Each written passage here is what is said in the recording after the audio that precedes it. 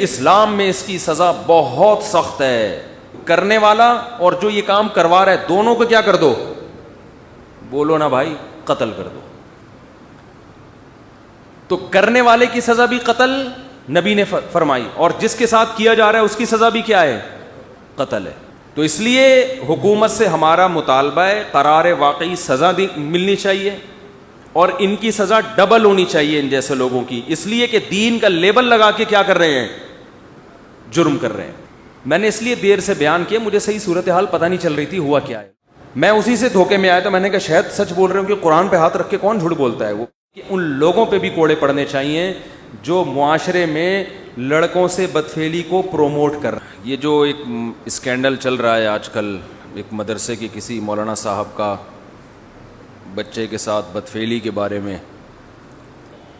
تو یہ جو اسکینڈل سامنے آیا ہے مدرسے کے مولانا صاحب کا، ان کے بارے میں جو اطلاعات آئی ہیں وہ یہ ہیں کہ یہ ایک بار نہیں، ان کو درجنوں بار محترم کو تنبیہ کی گئی تھی اور ان کی کمپلینس کی گئی ہیں، اس کے باوجود بھی یہ سدھرے نہیں ہیں. تو ایسی صورت میں شرعی گواہوں کے ساتھ عدالت میں کیس چلنا چاہیے اور عبرتناک سزا ملنی چاہیے. اور اگر شرعی گواہ نہیں ہے تو جو بھی جدید ذرائع ہیں کسی حقیقت تک پہنچنے کے، ان کو بھی استعمال کیا جا سکتا ہے، جو ریکارڈنگ دنیا دیکھ رہی ہے. لیکن اس میں ایک بات کا ضرور خیال کرنا چاہیے کہ سزا لازمی ملنی چاہیے ایسی صورت میں جب ایک چیز کیا ہو گئی ہے، ساری دنیا کے سامنے ظاہر ہو گئی ہے. اور ظاہر بھی کیوں ہوئی ہے؟ اس لیے ظاہر ہوئی ہے کہ اطلاعات یہ ہیں، جو ہمارے جو بھی ذرائع تھے جہاں سے ہم نے معلومات حاصل کرنے کی کوشش کی، کہ ایک بار نہیں، یہ بار بار بار بار تنبیہ کی گئی ہے، بار بار تنبیہ کی گئی ہے، بار بار بتایا گیا ہے. کمپلین تھانے تک میں لوگوں نے جا کے بتایا کہ بھئی یہ صاحب یہ حرکتیں کر رہے ہیں. تو ایسی صورت میں تو بہت پہلے کارروائی ہو جانی چاہیے تھی، کیونکہ یہ جرم آہستہ آہستہ کیا ہوتا ہے؟ پھیلتا ہے. یہ ایک آدمی کا پرسنل مسئلہ نہیں ہے. یہ جہاں اس طرح کے بندے ہوں گے 10 لوگوں کو اس بیماری کے اندر مبتلا کریں گے. لوط علیہ السلام کی قوم میں جو بیماری پھیلی ہے، اچانک تھوڑی سب سارے اس طرح کے ہو گئے تھے. پہلے ایک آدمی نے دوسرے کو خراب کیا، دوسرے نے تیسرے کو، تیسرے نے چوتھے کو، ہوتے ہوتے پوری قوم اس جرم کے اندر مبتلا ہو گئی. تو اس لیے اسلام میں اس کی سزا بہت سخت ہے. رسول اللہ صلی اللہ علیہ وسلم نے فرمایا، عبداللہ بن عباس کی حدیث ہے ترمذی کی، نبی صلی اللہ علیہ وسلم نے فرمایا جب تم 2 مردوں کو یہ کام کرتے ہوئے دیکھو تو آپ نے فرمایا فَقْتُلُوا الْفَاعِلَ وَالْمَفْعُولَ، کرنے والا اور جو یہ کام کروا رہا ہے دونوں کو کیا کر دو؟ بولو نا بھائی، قتل کر دو. تو کرنے والے کی سزا بھی قتل نبی نے فرمائی، اور جس کے ساتھ کیا جا رہا ہے اس کی سزا بھی کیا ہے؟ قتل ہے. یہ نہیں کہ جو کرنے والا ہے وہ تو سزا ہوگی، جو کروانے والا ہے اس کو کوئی سزا نہیں ملے گی، ایسا نہیں ہے، اس کی سزا بھی قتل ہے. تو اور دوسری بات اس میں یہ کہ مدرسے کے مولانا ہے یا غیر مولانا ہے، نبی صلی اللہ علیہ وسلم نے ارشاد فرمایا لو ان فاطمہ بنت محمد سرقت لقطعتها، فرمایا اگر میری بیٹی فاطمہ بنت محمد صلی اللہ علیہ وسلم وہ بھی چوری کرتی تو میں اس کا بھی ہاتھ کاٹ ڈالتا. تو اس لیے حکومت سے ہمارا مطالبہ ہے قرار واقعی سزا ملنی چاہیے اور ان کی سزا ڈبل ہونی چاہیے ان جیسے لوگوں کی، اس لیے کہ دین کا لیبل لگا کے کیا کر رہے ہیں؟ جرم کر رہے ہیں. ایک عام آدمی جرم کرے ایک الگ چیز ہے، اور آپ دین، اور پھر چلو بند کمرے میں کبھی جرم کیا ہوتا، کمپلین ہوتی، شاید اللہ توبہ کی توفیق دے دیتا کہ یار غلط ہو گیا. اول تو یہ بھی بہت بڑا جرم ہے کہ آپ مدرسے میں بیٹھے ہوئے ہو، آپ سے تو ایک دفعہ بھی نہیں ہونا چاہیے. لیکن بار بار جو مجھے اطلاعات ملی ہیں، جو جہاں تک میں جانتا ہوں، بار بار تنبیہ کی جا رہی ہے، بار بار کمپلین ہو رہی ہے، مگر ایک آدمی سدھرنے کا نام نہیں لے رہا. تو پھر تو بھائی سزا بنتی ہے اور ٹھیک ٹھاک سزا بنتی ہے، ڈبل سزا ہونی چاہیے، ایک جرم کی اور ایک آپ دین کا لبادہ اوڑھ کے بیٹھے ہوئے ہیں، آپ کی وجہ سے ہمارا ملک بدنام ہو رہا ہے، دینی مدارس بدنام ہو رہے ہیں، علماء بدنام ہو رہے ہیں. تو سزا بھی ہونی چاہیے، اور ہم یہ سمجھتے ہیں کہ عام لوگوں کی سزا کی نسبت سخت سزا ہونی چاہیے. دوسری بات یہ کہ ان کے ساتھ ساتھ ایک اور طبقے کو سزا ہونی چاہیے جو ان جیسے واقعات کی بیس پہ تمام مدارس کے پیچھے پڑ گئے ہیں. دیکھو میں آپ کو ایک بات سمجھاتا ہوں. یہ واقعہ لاہور میں ہوا اور جنہوں نے کیا وہ لاہوری ہیں، اللہ نہ کرے خدا نہ خواستہ کسی کراچی والے کو لاہور سے کوئی ٹھڑک ہو اور وہ کہے کس لوگوں کو بدنام کرتا پھر لاہوری غلط ہوتے ہیں، لاہوری غلط ہوتے ہیں، اور یہ واقعہ سامنے آئے کہ دیکھو لاہوری نے کیا کیا، اس سے پتہ چلتا ہے لاہوری ایسے ہوتے ہیں. لاہور والوں کو غضب آئے گا کہ نہیں آئے گا کہ بھائی ہم نے کب ساری دنیا کے ہر آدمی کا ٹھیکہ لیا ہوا ہے کہ لاہور میں جو گند ہو ہمارے کھاتے میں ڈالا جائے. اگر یہ صاحب کراچی کے ہوتے یا پشاور کے ہوتے اور کسی کو پشاور والوں سے ویسے ہی ٹھڑک ہے، بغض ہے، وہ پشاور کو ویسے ہی بدنام کرتا پھرتا ہے کہ وہ یوں ہوتے ہیں وہ یوں ہوتے ہیں، اور یہ واقعہ پشاور میں ہوتا اور وہ صاحب پشاور کے ہوتے، پشتو اسپیکنگ ہوتے، اور کوئی اس بیس پہ کہتا ہے کہ دیکھا ہم تو کہتے ہیں نا پشاور والے ایسے ہوتے ہیں، تو پشاور والے چھوڑتے اس کو؟ بولو بھائی. وہ کہتے ہیں کیا دنیا میں جو جرم پشاور میں ہو رہا ہے تو کیا پورا پشاور اس کا ذمہ دار ہوگا؟ اگر کسی کو کراچی سے ٹھڑک ہے یا اردو اسپیکنگ سے ٹھڑک ہے اور یہ مولانا صاحب کراچی میں ہوتے اردو اسپیکنگ ہوتے اور اس بیس پہ کوئی یہ کہتا کہ ہم تو پہلے ہی کہتے تھے یہ اردو اسپیکنگ ایسے ہوتے ہیں، تو یہ بات درست ہوتی؟ تو اگر کسی مدرسے میں کوئی واقعہ ہوا ہے اس بیس پہ یہ کہنا کہ مولوی لوگ ایسے ہوتے ہیں، قاری لوگ ایسے ہوتے ہیں، مدرسے والے ایسے ہوتے ہیں، یہ بالکل اسی طرح جہالت ہے جیسے کوئی اس بیس پر یہ الزام لگائے کہ لاہور والے ایسے ہوتے ہیں. لاہور والے نہیں چھوڑیں گے اس کو، وہ کہیں گے پہلے ایسے تھے نہیں تھے، اب جو ہے نا تیرے ساتھ ہم ایسے ہی ہوں گے، وہ نہیں چھوڑیں گے اس کو. تو اسی طرح جس کو اپنی جس کے خلاف بغض نکالنا ہے نا وہ یہاں بیٹھ کے نکال رہے. ایک جرم ہے جو بہت بڑا جرم ہے کیونکہ ایک دینی ادارے میں ہو رہا ہے اور ایک ایسی شخصیت کر رہی ہے جس کی نسبت کس کی طرف ہے، اور افسوس اس پر ہوا ہے کہ دینی کتاب ہاتھ میں رکھی ہوئی ہے، دینی کتاب ہاتھ میں، یہ تو کفر ہے نا ایک طرح کا. تو اس لیے نہ ہم اس جرم کو ہلکا سمجھتے ہیں، نہ ہم یہ سمجھتے ہیں کہ یہ جرم قابل معافی ہے، لیکن ہم لوگوں کو بھی ایک تنبیہ کر رہے ہیں کہ سزا یقیناً ملنی چاہیے، اس کے خلاف جتنا احتجاج کیا جائے کم ہے.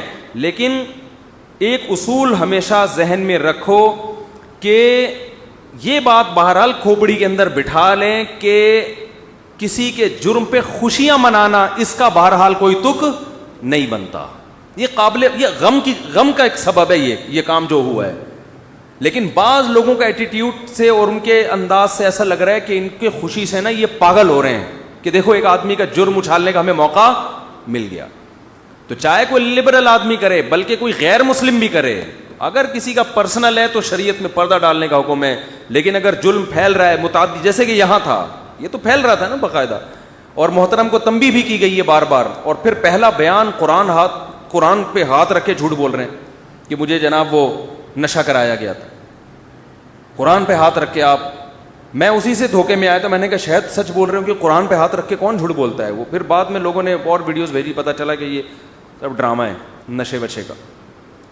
تو اور یہ جو ملک میں یہ انارکی پھیل رہی ہے نا، چاہے وہ ریپ کے واقعات ہو، بچیوں کے ساتھ ریپ کے واقعات، یا وہ جو ہائی وے پہ ہوئے خاتون کے ساتھ واقعہ، ہم بار بار گورنمنٹ سے مطالبہ کریں. دیکھو جرم کہیں بھی ہو سکتا ہے، مدرسے میں بھی ہو سکتا ہے، یونیورسٹی میں بھی ہو سکتا ہے، کالج میں بھی ہو سکتا ہے. آج تک کوئی یہ مطالبہ نہیں کرتا کہ کالجوں کو بند کیا جائے. کراچی یونیورسٹی میں کتنے واقعات اطلاعات آتی رہتی ہیں. ہم نے کبھی نہیں کہا کہ یونیورسٹی کو بم سے اڑا دو یا بند کر دو، ہم نے کہا کو ایجوکیشن سسٹم کو بولو ختم کرو.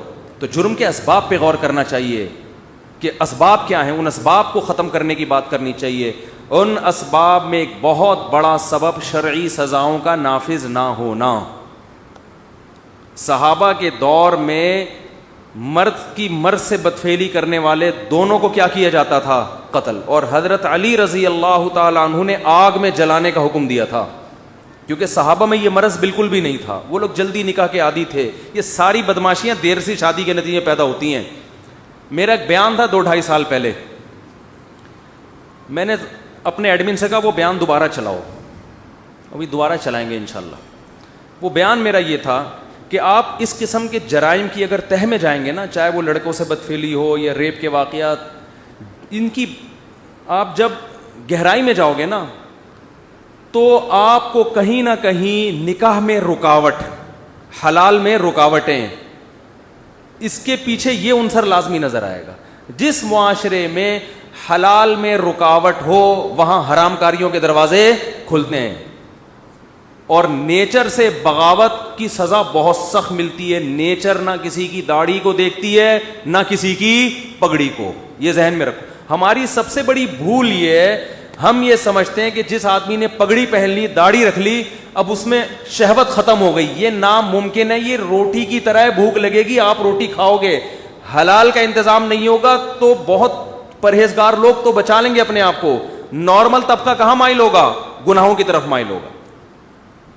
جن علاقوں میں بھی لڑکوں سے بدفعلی کی بیماری ہے نا, وہاں دیر سے شادی کا رواج ہے. آپ سرچ کر لیں. اور دیر سے کیوں؟ وہاں نکاح کو مشکل بہت بنایا ہوا ہے. اور ایک شادی کا رواج یہ بھی اس کا ایک ذریعہ ہے. بہت سے لوگوں کی بیویاں ہو جاتی ہیں بوڑھی اور وہ خود ہوتے ہیں جوان. اب وہ نہیں صبر کرتے, غلط کرتے ہیں. ہم تو کہہ رہے ہیں صبر کرو, لیکن ایک شریعت نے اور بھی تو حل بتایا ہے نا. او بھائی یہ دیکھو, عورت جلدی بوڑھی ہوتی ہے, مرد دیر سے بوڑھا ہوتا ہے. اب وہ کیسے صبر کرے گا؟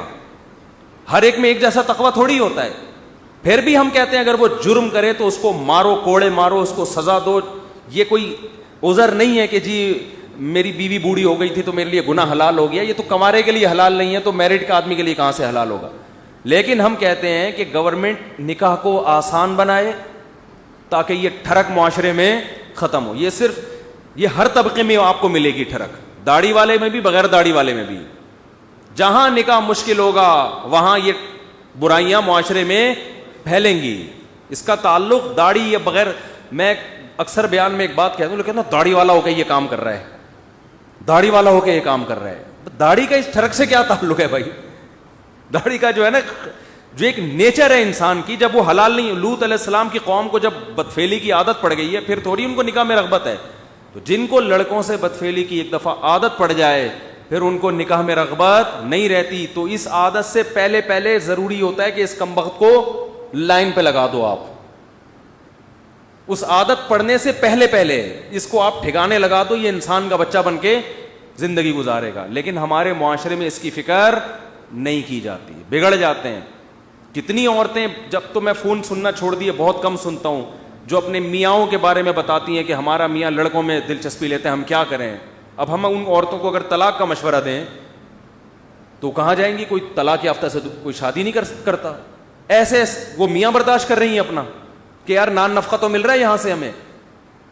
تو جہاں معاشرے میں فطرت سے بغاوت ہوگی, اگر مدرسے میں بغاوت ہو رہی ہے تو مدرسے میں جرم پھیلے گا, یونیورسٹی میں ہو رہی ہے تو یونیورسٹی میں جرائم پھیلیں گے. اس کا تعلق داڑھی ٹوپی پگڑی سے نہیں ہے. فطرت نہ داڑھی دیکھتی ہے, نہ ٹوپی اور نہ پگڑی. دیکھو عیسائی پادریوں نے کیا کیا ہے, انہوں نے کہا ہم دین کی خدمت کریں گے. عیسائی پادریوں میں جو رہبانیت آئی نا کہ ہم دین کی خدمت, اور خدمت کے چکر میں شادی وادی انہوں نے چھوڑ دی. آپ جائیں, میں نے عیسائی ایریاز میں سروے کیا, میں ہوائی فائرنگ نہیں کر رہا, عیسائی علاقوں میں گیا ہوں, ان سے میں نے پوچھا پادری صاحب کہاں ہیں؟ فرار ہو گئے. کیوں؟ لڑکے کے چکر میں, لڑکے کے ساتھ پکڑے گئے تھے. میں نہیں کہہ رہا سارے پادری ایسے ہوتے ہیں, کوئی لڑکی کے ساتھ پکڑا گیا, کوئی وہ جو دین کی خدمت کے چکر میں حضرت کا ارادہ تھا کہ ہم نے نکاح نہیں کرنا, وہ چکر کیا پڑ گیا؟ مہنگا پڑ گیا. شادی کر لیتا تمیز سے تو ان چکروں میں نہ پڑتا. آپ کہیں گے بہت سے شادی شدہ ان چکروں میں پڑے ہوئے ہیں. یہ وہ ہیں جو چکروں میں پہلے پڑتے ہیں پھر بعد میں جا کے شادی کرتے ہیں, پھر بعد میں نہیں یہ برائیاں چھوٹتی. تو حکومت کے ذمے دو کام ہیں. ایک کام کہ سب سے پہلے تو نکاح کو جلد سے جلد نکاح کو پروموٹ کرے, آسان بنائے, جہیز کے خاتمے کی مہم چلائے, اور کنواروں سے, میں نہیں کہہ رہا کہ کنواروں کی ڈنڈے مار مار کے شادی کرائیں, ان سے کم از کم پوچھ گچھ ہو, کیوں قوم کی کسی ایک بیٹی کو سہارا کیوں نہیں دے رہے, کسی کی بیٹی کو سہارا کیوں نہیں دے رہے. بھائی یہ بھی ہمارے ملک کی عورتیں, ان کو مرد ان کو اپنے نکاح میں لا کے ان کو سہارا دے گا, تو ہمارے ملک کی عورتوں کا ہی بھلا ہوگا نا اس میں, تو کیوں نہیں کر رہے یہ کام. دوسری بات یہ ہونی چاہیے کہ شرعی سزائیں. سعودی عرب میں اب تک تو یہ تھا کہ اگر کوئی لڑکا سے بدفعلی کرتے ہوئے پکڑا جائے تو دونوں کی گردن اڑاتے ہیں. اب کا مجھے نہیں پتا آج کل کیا ہو رہا ہے, تو اس کی وجہ سے بہت حد تک اس برائی پہ کنٹرول تھا. تو شرعی سزائیں نافذ ہونی چاہیے. میں کہتا ہوں 8-10 چوروں کا ہاتھ کٹ جائے, اس کے بعد کسی کے باپ میں بھی ہمت نہیں ہوگی چوری, مسجد سے چپل بھی نہیں چرائے گا وہ. 8-10 لوگ سمجھتے ہیں کہ جب چوروں کے ہاتھ کٹیں گے پورا ملک لنڈا ٹنڈا ہو جائے گا. او بھائی کٹنا جب شروع کریں گے بہت زیادہ 8-10 کے ہاتھ کٹیں گے اتنی کروڑوں کی آبادی میں. اس کے بعد ہم نے دیکھے ہیں نا جہاں اس طرح کی چیزیں ہیں, سعودی عرب میں آپ دیکھ لو, سونے کی دکانیں لدی ہوئی ہوتی ہیں, لوگ اسی طرح 10-15 سال پہلے تو یہی حال تھا, سونے کی لدی ہوئی دکانیں کھلی چھوڑ کر لوگ کہاں چلے جاتے ہیں, نماز. کسی کی ہمت نہیں ہوتی کہ ایک کوئی بندہ وہاں سے کسی خاتون کا اٹھا لے وہاں سے, کیونکہ اس کو پتا ہے کیمرے لگے ہوئے ہیں, ذرا سا ٹریس ہو گیا تو فوراً کیا جائے گا, ہاں ٹنڈا ہو کے گھر واپس آؤں گا میں. ہمارے ایک جاننے والے ڈاکٹر تھے, انتقال ہو گیا اللہ مغفرت فرمائے, ان کا کام ہی یہی تھا وہاں. ہم نے کہا آپ کا کام کیا؟ کہہ رہے ہیں میں چوروں کے ہاتھ کاٹتا ہوں. ٹھیک ہے نا, چاپڑ لے کے بیٹھے ٹڑک, وہ پھر ہاتھ کاٹ کے اس کو سیتے بھی ہے نا تاکہ خون نہ بہے. تو شرعی سزائیں جب زانیوں کو چند کوڑے پڑیں گے اور مردوں سے بدفعلی کرنے والوں کو جب کوڑے پڑیں گے اور 2-4 لوگوں پہ شرعی حد جاری ہوگی تو ویسے ہی یہ برائی انشاءاللہ ختم ہو جائے گی. اور دوسری بات یہ کہ ان لوگوں پہ بھی کوڑے پڑنے چاہیے جو معاشرے میں لڑکوں سے بدفعلی کو پروموٹ کر رہے ہیں. ہمارے بعض لبرل لوگ, سب کی بات نہیں کر رہا, اسمبلیوں میں بعض لوگ ایسے بیٹھے ہوئے ہیں کہ ان کا بس نہیں چل رہا کسی طرح سے معاشرے میں ہم اس کو لیگل قرار دیں. ایسے لوگ ابھی موجود ہیں, ان کی یوٹیوب پہ چینل کھولے ہوئے, انہوں نے فیس بک پہ اس طرح کی باتیں کرتے ہیں. کیا حرج ہے بھائی اگر 2 آدمی آپس میں کر لیں؟ تو ہم اس بے حیائی کے ملک میں اجازت بولو نہیں دے سکتے. اور ان لوگوں پہ بھی کوڑے پڑنے چاہیے جو ایسے چند واقعات کی بیس پر تمام مدرسوں کو اور ہر عالم کو برا بھلا کہتے ہیں. یہ ہر طرح یہ طبقہ ہر فیلڈ میں ہے, ہر جگہ آپ کو ملے گا یہ. تو جیسے کوئی ڈاکٹر یہ کام کرے تو یہ مطلب تھوڑی کہ سارے ڈاکٹر برے ہیں, میڈیکل کالجز سارے بند کر دو, کیسی جہالت والی باتیں ہیں. اس طرح کے میسج چلا رہے ہیں, ویڈیو بنا رہے ہیں, جن کو ویسے ہی علماء کے خلاف بغض ہے نا, وہ ویڈیو بنا کے ڈال رہے ہیں. ہم کہتے ہیں ان کو سزا ملنی چاہیے, ڈبل سزا, ایک اس کی کہ یہ دین کی طرف ان کی نسبت ہو کہ یہ اس طرح کیوں کر رہے ہیں, اور ایک سزا ان کے جرم کی ملنی چاہیے. تو یہ تو میری کچھ باتیں آپ کے سامنے رکھنی تھی. میں نے اس لیے دیر سے بیان کیا, مجھے صحیح صورتحال پتہ نہیں چل رہی تھی ہوا کیا ہے. لوگ ایک دم شروع ہو جاتے ہیں نا تبصرے کرنا, تو اس سے بعض دفعہ بے گناہ لوگ بھی ذلیل ہو جاتے ہیں, کوئی سازش بھی ہو سکتی ہے. تو فوراً تبصرہ نہ کیا کریں, تھوڑا ٹھہر جایا کریں.